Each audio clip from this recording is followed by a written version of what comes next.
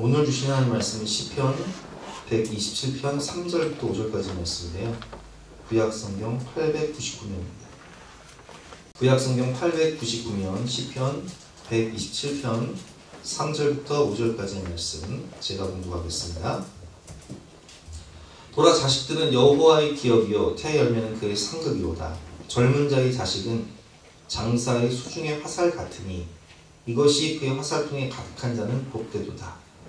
그들이 성문에서 그들의 원수와 담판할 때에 수치를 당하지 아니하리로다. 아멘. 자식은 하나님의 기업이라는 제목으로 본 말씀을 위해서 함께 은혜를 나누겠습니다. 여러분, 우리나라 평균 나이가요, 참 40대 중반입니다. 43세? 참 높죠. 캄보디아 같은 나라 가면요, 젊은이들이 얼마나 많은지 평균 나이가 26세예요. 그러니까 거리에 나가면 다 젊은이들이에요. 베트남 같은 나라를 가도요, 평균 나이가 한 32세에서 3세? 굉장히 젊죠. 근데 우리나라는 자꾸 고령화가 되고 있어요. 평균 나이가 43세. 그러니까 이 인구의 구조를 보면 역삼각형으로 변하고 있어요. 참 심각한 게 뭐냐면, 이 가원초등학교를 우리 아이들이 다닐 때만 해도요, 5개 반이었어요. 1학년이 5개 반이었는데, 전 놀랬던 게 주아가 1학년 입학했더니 1학년이 2개 반으로 줄었다는 거예요. 반토막이 뭐예요? 5개 반이 2개 반이 됐으니까 심각한 거예요. 작년 출산율이요, 우리나라가 0.78명. 그러니까 부부가 만나서 결혼을 해서 평균적으로 몇 명을 낳냐? 0.78명을 낳는다는 거예요. 이게 얼마나 심각한 통계냐면 OECD 국가 중에 꼴찌예요. 이렇게 된다면요, 우리나라가 인구 절벽으로 인해서 지난 한 해에 24만 9천 명이 출산을 했는데, 그 24만 9천 명이면 어느 정도냐면 저희 때예요. 그러니까 우리 1970년, 74년 이 사이에요. 69년부터 74년대 평균 출산율이 1년에 100만 명이 넘었어요. 근데 작년에 24만 9천 명이 출생했다는 것은 4분의 1토막 났다는 거예요. 이게 얼마나 심각한 것이냐. 여러분, 한 세대가 지나면요, 우리나라 국가 존립 자체가 어려워요. 자꾸 인구가 줄어드는 거예요. 100년이 지나면 나라의 기반이 흔들려버려요. 큰일 나는 거죠. 여러분, 자식은요, 국가의 미래입니다. 아이들을 많이 낳아야 국력이 강해지는 것이고요. 자식은 가정의 소망이에요. 아이들을 많이 낳아야 그 집안의 소망이 있는 거예요. 특별히 오늘 하나님께서는 자식은 누구의 기업이라고 말씀하시죠? 자식은 여호와의 기업이에요. 하나님의 기업이라는 거예요. 그렇기 때문에 창세기를 보면 이 1장 27절부터 보겠습니다. 하나님이 자기 형상 곧 하나님의 형상대로 사람을 창조하시되 남자와 여자를 창조하시고 하나님이 그들에게 복을 주시며 하나님이 그들에게 이르시되 생육하고 번성하여 땅에 충만하라. 생육하고 번성하라는 거예요. 자꾸 아이를 많이 낳으라는 거예요. 땅을 정복하라. 바다의 물고기와 하늘에서와 땅에 움직이는 모든 생물을 다스리라 하십니다. 마태복음 1장, 창세기 1장과 마태복음 1장의 공통점이 뭔지 아세요? 생육하고 번성하는 거. 낳고요. 아브라함이 이삭을 낳고 이삭이 야곱을 낳고 야곱이 12아들을 낳고 낳고의 역사가 있어야 돼요. 물론 이제 오늘 이렇게 설교를 들으시는 분 중 대부분들이 지금 뭐 애를 낳을 수 없는 분들이 많으시죠. 제가 뭐 애를 많이 낳자 뭐 캠페인을 거는 게 아니라 자식은 여호와의 기업이기 때문에 믿음으로 키워야 된다 이 말씀 드리는 건데, 자식을 낳을 수 없는 분들, 뭐 예를 들면 독신의 은사를 받은 분도 계시고, 또 이제 뭐 어르신들은 뭐 우리 표정정원 선생님한테 내가 자식 낳으면 뭐 말도 돼 이게? 서방님이 안 계신데 어쩌겠어요. 그래서 이 말씀을 적용할 때는 이제 자녀 양육에 대한 말씀이기도 하지만 또 나 자신에게 이렇게 적용해도 되니까 그렇게 알아두시면 되겠습니다. 지금 여러분 자식 키우는 게 얼마나 힘들고 또 돈이 많이 들어갑니까? 제가 모르겠습니까? 저도 아이를 셋 낳았는데 너무 잘 알죠. 그런데 경험해 보니까 이 불확실한 세상 가운데 확실한 대책이 되시는 분이 계신데 그분이 누구시라고요? 하나님. 불확실한 인생 가운데 확실한 대책이 되시는 분은 하나님이십니다. 그래서 우리는 정말 자식은 여호와의 기업임을 믿고 하나님을 믿고 하나님 바라보면서 믿음으로 자녀를 낳아야 되는 거예요. 하나님의 기업이기 때문에 누가 책임지실까요, 여러분? 하나님이 책임지신다는 거예요. 우리는 아이들을 낳아서 꼭 고액 가외를 시키고 그렇지 않아도요. 여러분 하나님이 책임지시면요 더 위대한 힘을 될 수 있습니다. 요셉이 명문대학 나왔습니까? 유학 갔습니까? 오히려 고난대학 들어갔죠. 다니엘이 여러분 출신이 뭐예요? 포로예요, 포로. 근데 하나님이 쓰시면 되는 거예요. 여러분 두려워하지 마시고 걱정하지 마시고 자식은 여호와의 기업이니까 믿음으로 아이를 낳고 믿음으로 키우시기를 주님의 이름으로 축원합니다. 제가 언젠가 임집사님이 성민이만 있을 때예요. 그죠? 성민이만 있을 때 제가 그랬어요. 임집사님 애를 낳으면 둘째를 빨리 낳아라. 둘째를 낳으면 행복지수가 2배로 올라가고 또 셋째를 낳으면 행복지수가 4배로 올라갈 거다. 말씀을 드렸는데 임집사님이 늦게 살아 주아를 낳은 거예요. 그래서 주아를 낳고 행복지수가 올라가니까 저한테 뭐라고 그러냐면 목사님 제가 주아를 좀 빨리 낳았어야 되는데 빨리 낳았으면 내가 셋째도 낳을 텐데 그때 목사님 말씀 안 듣는 게 참 후회가 돼요. 그래서 제가 뭐라고 그랬을까요? 지금도 늦지 않았다. 주시면 낳아라. 주시면 낳으세요. 그렇습니다. 아이를 많이 낳으면 행복지수가 높아지고요. 오늘 말씀 보면 자식은 여호와의 기업이요 태열매의 그의 상급이로다. 젊은 자의 자식은 장사의 수중의 화살과 같으니. 이게 무슨 뜻이냐면 여러분 젊은 자의 자식은 장사의 수중의 화살 같으니라는 뜻은 이제 평소에 화살통에 화살이 가득하면 그걸 메고 다닐 때마다요. 이게 보통 무거운 짐이 아니에요. 힘들어요. 그렇죠? 화살통에 화살이 가득하니까. 저는 이제 국내에 있을 때 주특기가 박격포였는데 박격포 메고 다니기 힘들다고요. 81mm.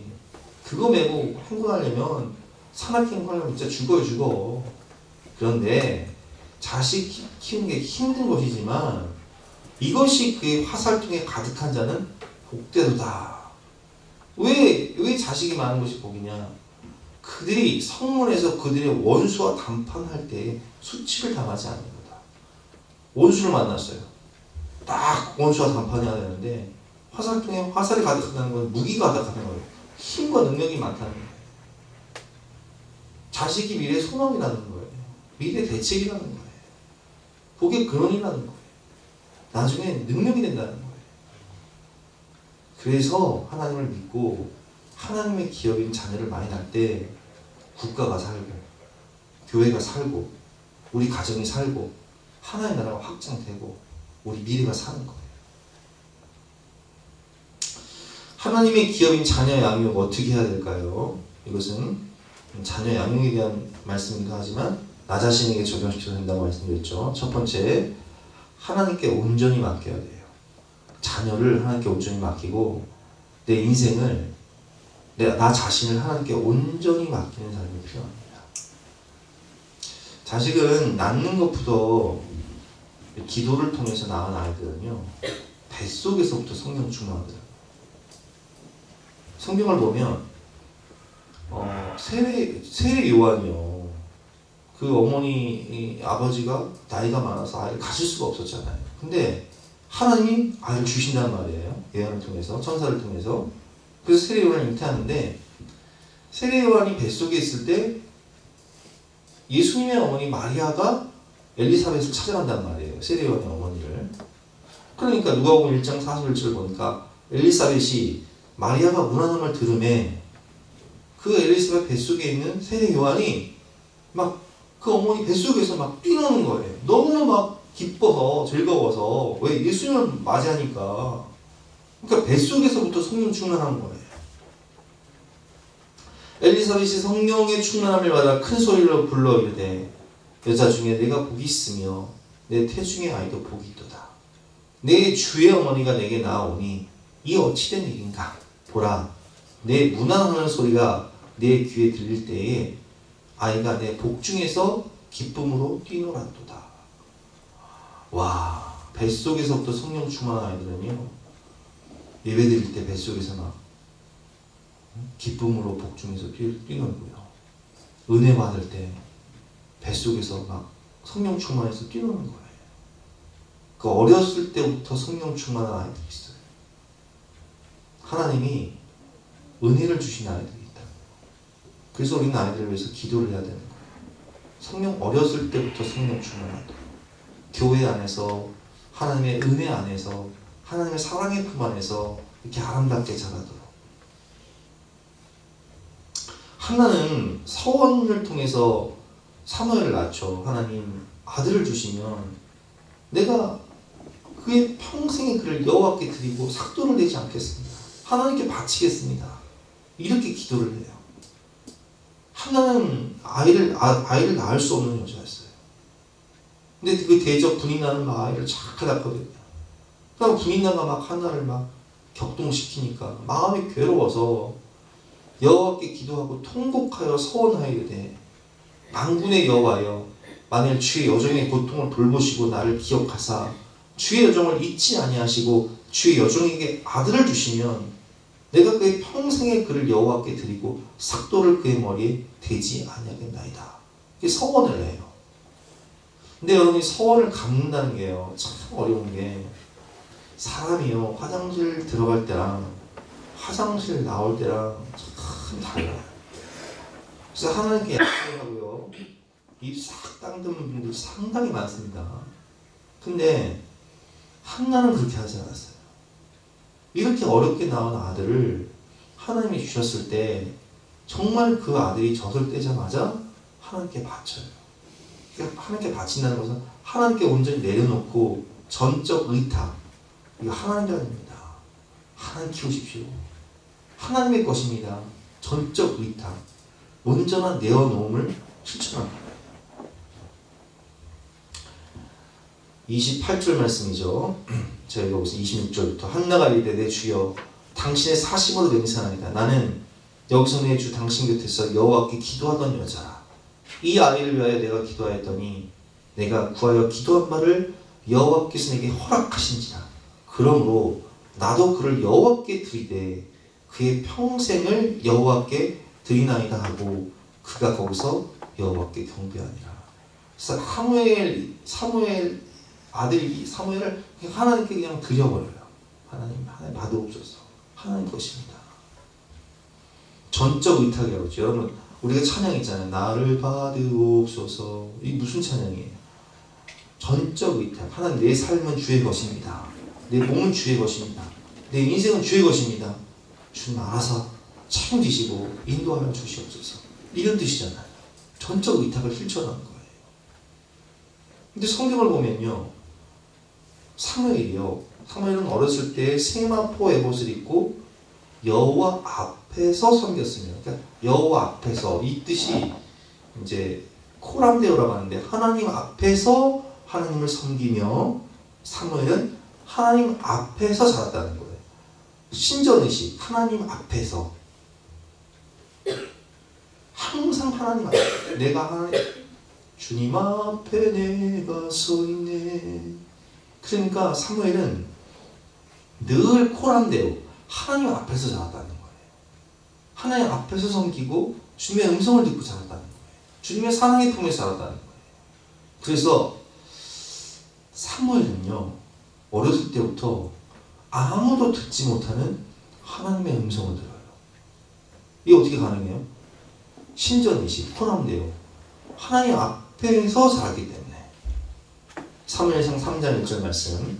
아이 사무엘이 엘리 앞에서 여호와를 섬길 때에는 여호와의 말씀이 희귀하여 이상이 크게 보이지 않았더라. 여호와의 말씀이 희귀하였다는 것은 하나님이 아무런 말씀을 안 하셨다는 얘기예요. 그 당시에. 혼탁한 시대니까. 근데 하나님이 누구를 부르시냐? 사무엘을 부르세요. 어린 사무엘을 부르시고 엘리 제사장도 듣지 못했던 하나님의 음성, 하나님과 직접 대화를 하게 하세요. 4절 말씀. 여호와께서 사무엘을 부르시는지라 그가 대답하되 내가 여기 있나이다. 그래서 어린 사무엘이지만 어린 사무엘이 하나님의 음성을 직접 듣는 선지자가 됩니다. 그리고 민족의 지도자가 되죠.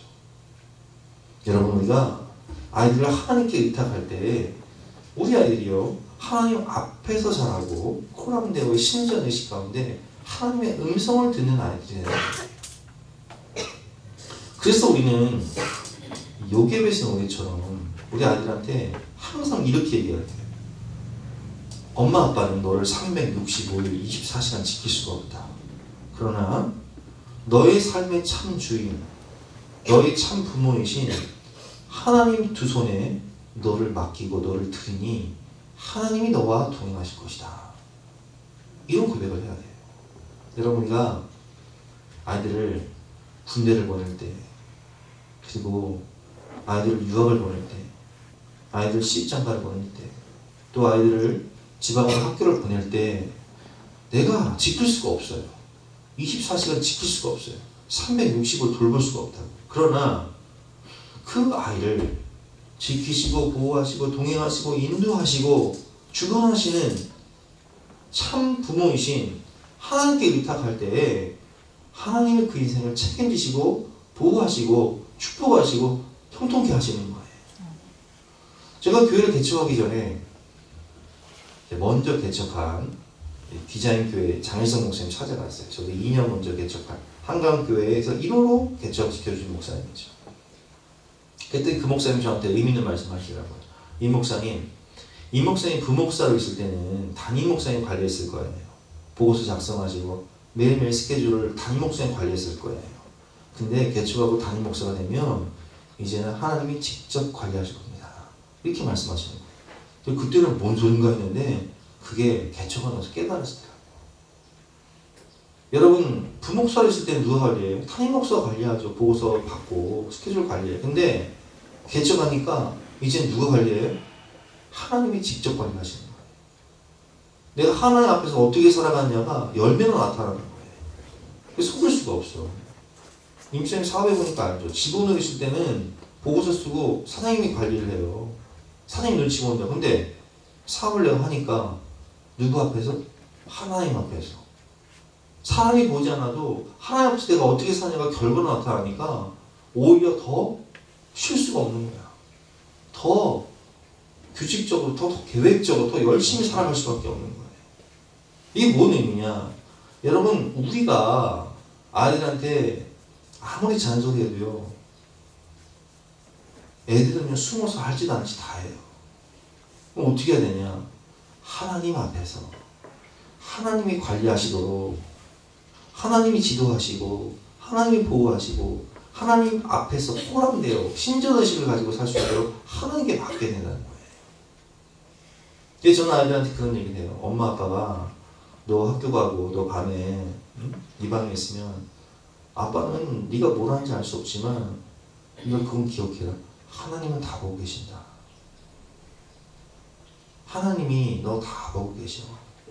하나님 너와 함께 하셔. 그 잊지 마. 이렇게 항상 아이들한테 가르쳐야 되는 거예요. 야곱의 잃어버린 아들 요셉. 야곱이 요셉을 얼마나 사랑했습니까? 요셉이 11번째 아들인데 채색 옷을 입혀요. 채색 옷은 장자가 입는 옷이에요. 그 특별히 편애라는 거죠. 근데 그 아들이 어떻게 돼요? 형들에 의해서 애국으로 팔려버려요. 야곱은 요셉을 더 이상 지킬 수도 없고 볼 수조차 없어요. 근데 그 아들, 그 사랑하는 아들 요셉이요, 와, 애국의 총리가 되고 하나님의 구속사를 이루는 위대한 인물이 돼요. 어떻게 그 요셉이 세상의 시련과 죄의 유혹 앞에서 승리할 수 있었을까요? 하나님 앞에 앞에서의 코람데오 의식이 있었어요. 보디발 장군의 아내가 우리 서로 동침하자. 이 집에는 아무도 없다. 너는 내 말만 들으면 네 인생 팔자를 피는 거야. 그럼 내가 안주인이니까 유혹을 하는데, 요즘은 어떻게 피합니까? 내가 하나님 앞에서 어떻게 득죄하리까? 사람들은 안 봐도 하나님은 보고 계신데 나는 당신의 말 안 듣겠습니다 하고 그 죄의 자리를 박차고 벗어난단 말이에요. 이게 어떻게 가능해요? 코람데오 하나님의 앞에서의 신전의식이 있었다는 거예요. 그래서 그는 세상의 유혹을 이길 수 있었고, 또 노예생활, 또 죄수생활, 억울한 누명생활을 하지만 그 가운데서 그 역경을 이길 수 있는 하나님과 동행하는 형통함, 주의 권능의 손에 붙잡힌 받은 인생. 그래서 성경은 이렇게 표현하고 있습니다. 여호와께서 요셉과 함께 하시고 그에게 인자를 더하사 간수장에게 은혜를 받게 하시네. 요셉에게 다 맡기고, 23절 말씀이죠. 간수장은 그의 손에 맡긴 것을 무엇인지 살펴보지 아니하였으니 이는 여호와께서 요셉과 함께 하심이라. 여호와께서 그를 범사에 형통하게 하셨더라. 우리 아들이 취업을 하든 군대를 가든 직장생활을 하든 뭘 하든 하나님과 동행하는, 야, 저 사람은 하나님의 사람이야. 저 사람은 내가 관리할 필요가 없어. 내가 잔소리할 필요가 없어. 왜? 하나님과 동행하면서 더 잘 알아서 하니까. 더 잘 자기 관리를 하고, 더 철저히 성실하게 일하고, 더 정직하게 일하고, 뭐 볼 게 없으니까 믿고 맡기는 거예요. 사람들이 인정해 주는 거예요. 어디 가서 사랑받는 거예요. 어디 가서 머리가 되는 거예요. 이게 어떻게 가능해요? 하나님 앞에서 하나님과 동행함으로 사람들이 인정을 해주는 거예요. 간수장은 그의 손에 맡긴 것을 무엇인지 살펴보지 아니하였으니 이는 여호와께서 요셉과 함께 하시니라. 여호와께서 그를 범사에 형통하게 하셨더라. 이런 은혜가 있으시기를 주님의 이름으로 축원합니다. 내가 하나님과 동행할 때 하나님의 그 권능의 오른손이 나를 붙잡고 있으면 못해 사람들 두려워하는 거예요. 두 번째, 하나님의 말씀으로 양육을 해야 됩니다. 에베소서 6장 4절 말씀을 보면 또 아비들아 너희 자녀를 노엽게 하지 말고 오직 주의 교훈과 훈계로 양육하라 라고 되어 있어요. 우리가 아이들을 노엽게 하지 말라. 내 감정 따라 감정 따라 양육하지 말라는 거예요. 혈기 따라 양육하지 말라는 거예요. 감정 따라 혈기 따라 양육하면 애들이 삐뚤어져 나가요. 더 큰 상처를 받아요. 오직 주의 교훈과 훈계로 양육하라. 신명기 6장 5절부터 7절 말씀입니다. 너는 마음을 다하고 뜻을 다하고 힘을 다하여 내 하나님 여호와를 사랑하라.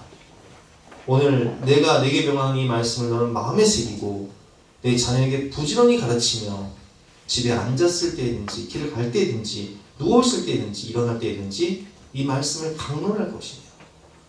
그래서 여러분 유대인들은 이 쉐마 교육법에 따라서 5살 때까지는요 모세오경을 다 그냥 암송시켜보라 어렸을 때 엄마가 암송시켜요. 그 다음에 5세부터 13세까지는 아빠가 가정에서 탈무드 교육을 시킨다고 했죠. 탈무드 교육을 통해서 성경을 나누는 거예요. 성경의 지혜를 나누는 거예요. 그러니까 어릴 때 이렇게 성경 말씀 배우잖아 아이들이요. 얘들은 어렸을 때 수학 공부 안 해요. 유대인들은. 근데 뭐 예일대 하버드대 수석 누가 다 섞어내? 노벨상 누가 다 섞어내요? 하나님의 말씀을 암송하고 창의적인 생각을 가지고 자랐던 이 아이들이요. 노벨상을 섞어내요. 미국의 명문대학 뭐 수석 다 있는 데서 섞어내요. 우리나라는 주의식 교육을 시키니까 뭘 개발해보라고 하면 개발이 안 돼. 근데 이 창의적인 생각, 성경의 지혜를 가지고 개발해보라고 하면 개발 다 해버려요.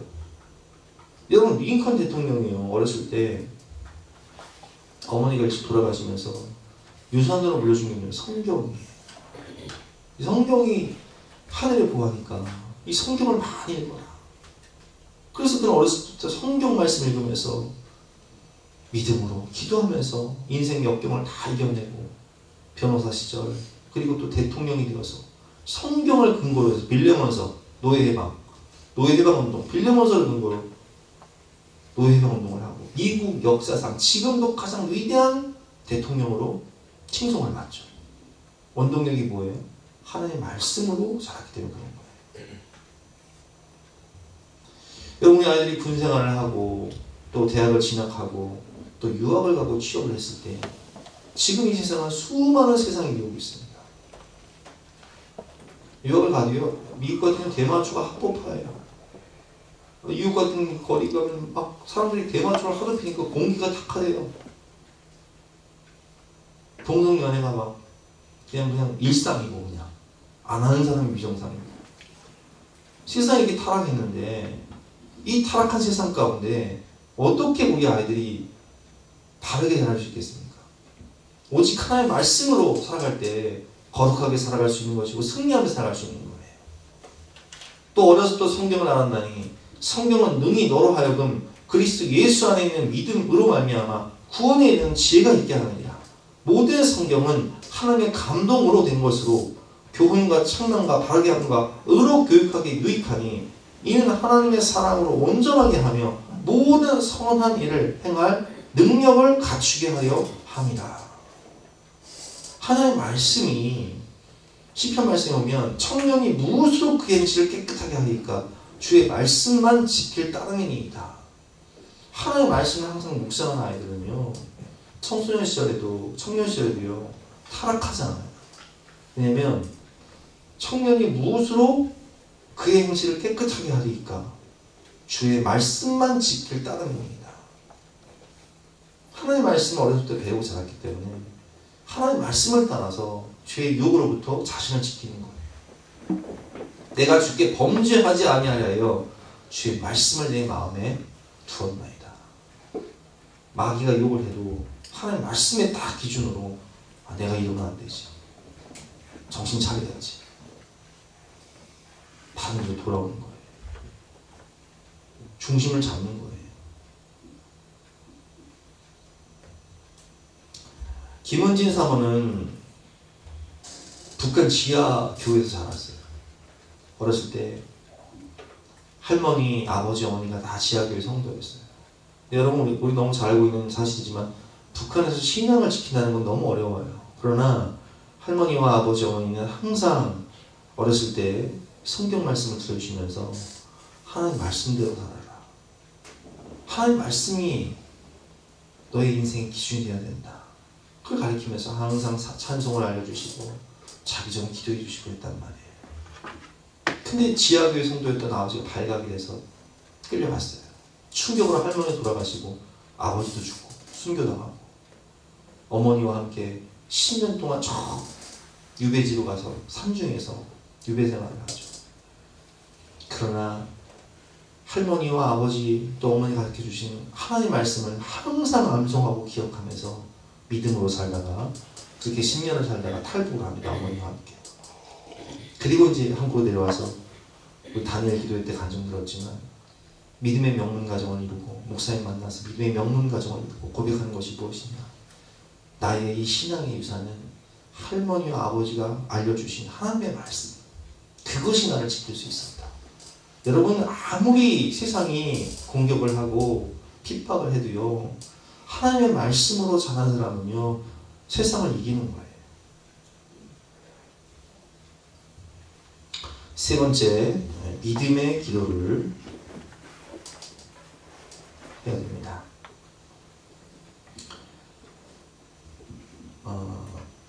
사무엘은 어렸을 때 성경을 보면 세마포 에봇을 입고 여호와 앞에 섬겼더라. 그의 어머니가 매년 드리는 제사를 드리러 그의 남편과 함께 올 때마다 작은 겉옷을 지었다가 그에게 주었더니. 그러니까 여러분 이 작은 겉옷이 뭐냐면 세마포 에봇이 대제사장에 입는 옷이에요. 이게 그 드라마 바이블 그 영상을 보면요. 대제사장이 입고 있는 옷을 어린 사무엘이 똑같이 입고 있어요. 무슨 얘기냐? 한나는요, 사무엘을 하나님께 드리면서 어떤 기도를 했냐면, 하나님, 우리 사무엘이가 이 이스라엘의 대제사장이 되게 하여 주시옵소서. 가장 위대한 영적 지도자가 되게 하여 주시옵소서 기도했다는 거예요. 그리고 그 마음의 소원을 담아서 그 겉옷 세마포의 것을 만드는 거예요. 자기가 직접 만드는 거예요. 기도하면서. 그리고 입혀주는 거예요. 너는 사무엘아, 너는 앞으로 위대한 하나님의 종이 될 거야. 너는 위대한 선지자가 될 거야. 너는 위대한 민족의 지도자가 될 거야. 이렇게 들려주는 거예요. 그리고 그 이야기를 듣고 자란 아이들은요, 아, 내 인생이 시시하지 않구나. 하나님이 나와 함께 하시는구나. 하나님을 쓰시겠구나. 꿈과 비전을 가지고 살아가는 거예요. 그리고 21절 말씀 보니까 사무엘은 여호와 앞에서 살았다. 여러분, 하나님께서 우리에게 뭐라고 말씀하시죠? 너희 말이 내 귀에 들린대 내 말이라. 그래서 우리는 우리 아이들에게 항상 하나님의 말씀으로 격려하고 하나님의 말씀으로 세워줘야 돼요. 하나님 뭐라고 말씀하셨어요? 하나님 자기를 가리키는 의사에 이르시되 내가 반드시 복주고 복주며 너를 번성하게 하고 번성하게 하리라. 너는 축복의 통로야. 너는 복의 근원이야. 너를 통해 열방이 하나님께 돌아올 거야. 하나님 너를 위대하게 쓰실 거야. 선포를 해야 되는 거예요. 그래서 우리 자녀들한테도요, 참 우리가 좋은 말을 해줘야 돼요. 저는 우리 아들한테, 아들 대학생활 시작할 때 제가 그런 얘기를 했어요. 얘야, 가수 비가감이다. 어렸을 때 학교 다닐 때 자기는 나중에 큰 스타가 될 거기 때문에 나쁜 친구들, 나쁜 사건에 연루되지 말아야지 생각하고 자기를 관리했대. 근데 우리 아들한테 그랬어. 너는 잘 될 놈이니까 나쁜 사람들, 나쁜 모임에 참석하지 말고 나쁜 사건에 연루되지 말아라. 자기 관리 철저히 해라. 나중에 그것이 너의 올무가 될 수도 있으니까 조심해라. 여러분, 예수를 믿지 않는 사람들도요, 꿈이 있으면 자기 관리 철저히 해요. 그것이 내 인생에 나중에 올무가 될까봐, 덫이 될까봐.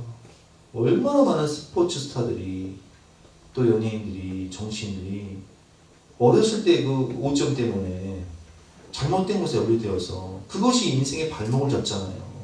국가대표도 못 되고. 우리 아이들은 우리가 항상 이렇게 얘기해줘요. 얘야, 너는 큰 인물이 될 건데 학창시절부터 조심해야 된다.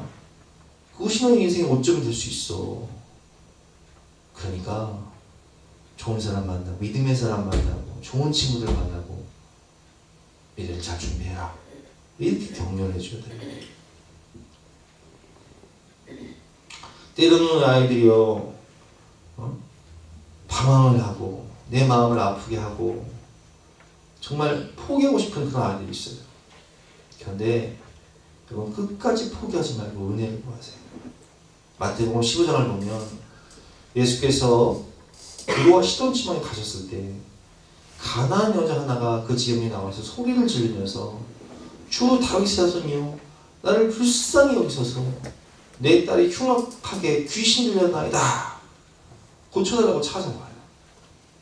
근데 예수는 한 말씀도 대답하지 아니하시니 제자들이 와서 청하여 말하되 그 여자가 우리 뒤에서 소리를 지르오니 그를 보내소서. 고쳐주세요, 주님. 근데 예수님께서 이렇게 대답하죠. 나는 이스라엘 집에 잃어버린 양 외에는 다른 데로 보내심을 받지 아니하노라.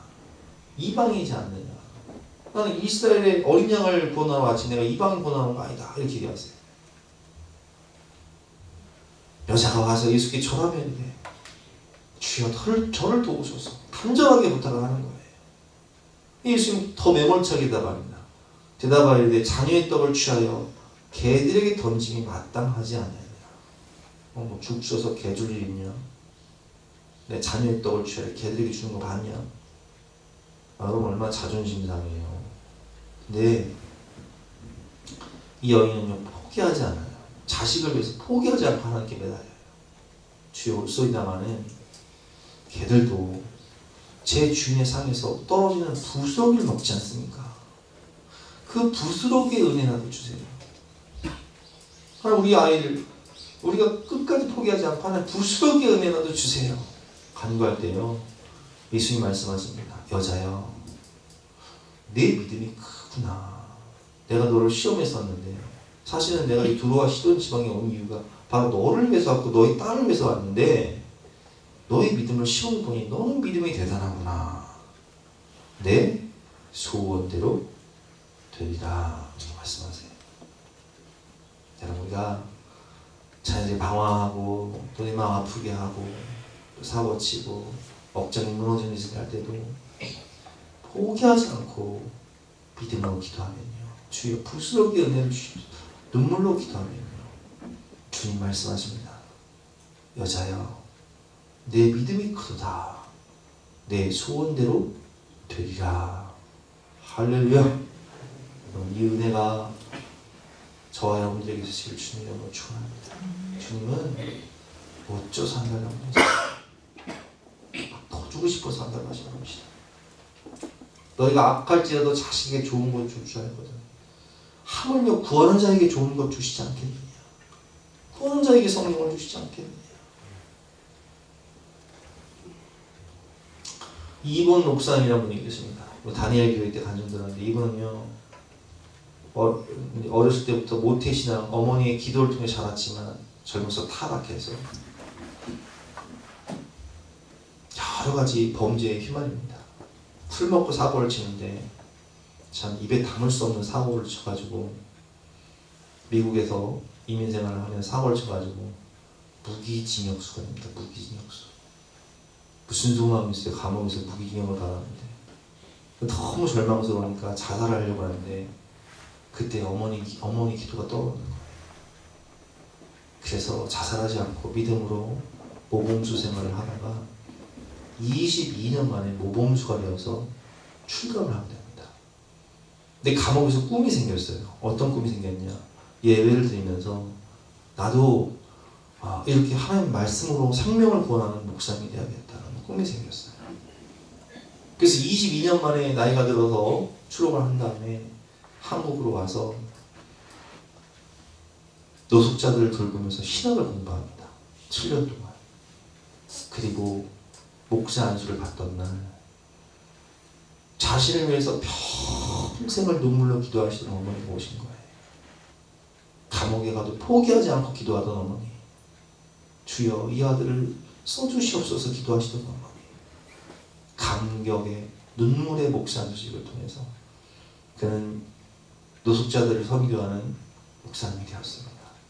여러분, 우리가 아이들이 내 마음을 아프게 하고 방황하고 포기하고 싶을 때에도 이 가난한 여인이 기도했던 것처럼 주여 부스러기의 은혜를 주옵소서 기도하면 주님 우리에게 말씀하시는 거예요. 여자여, 내 믿음이 크도다. 내 소원대로 되리라. 오늘 결론 말씀입니다. 자식은 하나님의 기업입니다. 내 것이 아니에요. 내 방식, 내 감정이 아니라 하나님의 방식을 따라서 하나님께 온전히 맡기고 하나님의 말씀으로 양육하며 믿음으로 기도할 때 하나님이 다루시고 하나님이 세우시고 하나님이 형통케 하시는 거예요. 행복, 충만, 은혜의 작곡가인 손경민 목사님은 어렸을 때부터 아버지가 어머니와 자신을 버리고 떠나죠. 어머니는 보증을 잘못 써서 빚쟁이에게 시달리면서 어린 시절 초등학교 시절부터 신문 배달을 하고 구두 닦기를 하며 자랐다고 간증을 했습니다. 또 가정 형편이 너무 어려워서 어머니가 카드 사기를 당해서 보증, 옛날에 카드 만들 때 사인한도 잘못하면 보증 신고로 돼서 물어줘야 되잖아요. 또 그 사건에 연루가 돼가지고 빚 갚느라고 대학도 또 공장 생활을 했다고 공장에서 열심히 해서 빚을 청산합니다. 그 어려운 시간, 그럼에도 불구하고 행복과 은혜를 누리는 삶을 살 수 있었던 비결은 바로 어머니의 기도. 어머니가 늘 새벽마다 기도해 주시고 또 자기 전에 기도해 주시면서 교회 주일날 하루에 4번씩 예배를 드렸단 말이죠. 우리 봉사하면 4번씩 예배 드리자. 저녁 예배까지 한 4번 드린다.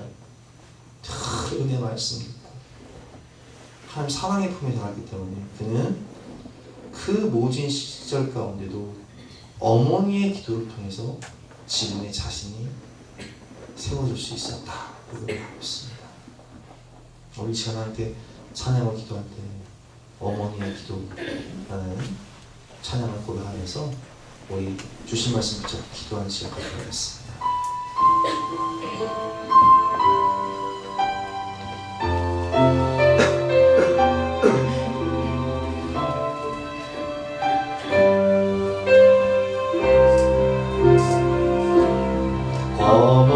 어머니의 기도는 땅에 떨어지지 않네. 어머니의 기도는 자녀를